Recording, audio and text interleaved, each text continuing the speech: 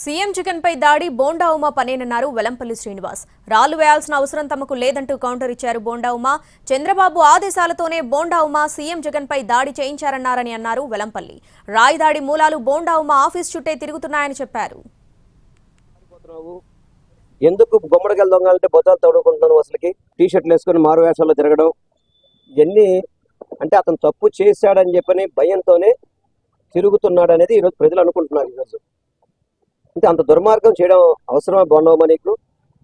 అంటే నీ స్థాయికి జగన్మోహన్ రెడ్డి గారిని రాయేసి కొట్టే అంత ఆలోచిస్తున్నావా ఏంటి? అసలు ఏం పద్ధతి ఇది మీది?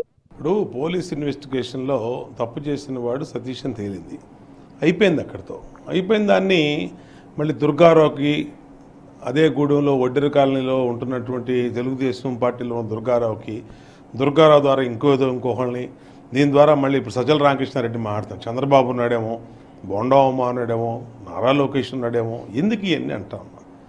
ఒక గులకరాయితో సీఎంని కొడితే తెలుగుదేశం పార్టీకి ఏమైనా వస్తుందా?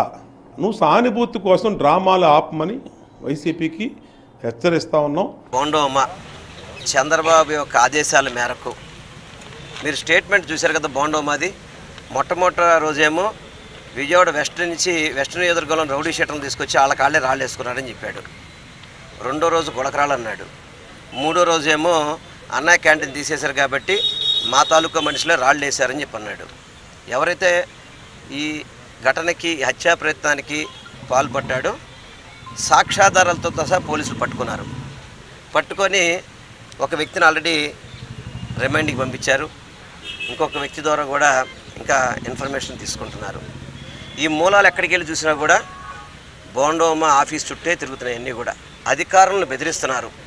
రేపు జూన్ 4వ తారీఖు మేము అధికారంలోకి వస్తాం, మీ అంతు చూస్తామని చెప్పి బెదిరిస్తున్నారు. ఇది అంతవరకు సమంజసం. వాళ్ళని వాడుకుంటున్నారు వీళ్ళు. ఎస్సీలని బీసీలని చంద్రబాబు నాయుడు ఈ విధంగా వాడుకుంటున్నాడు.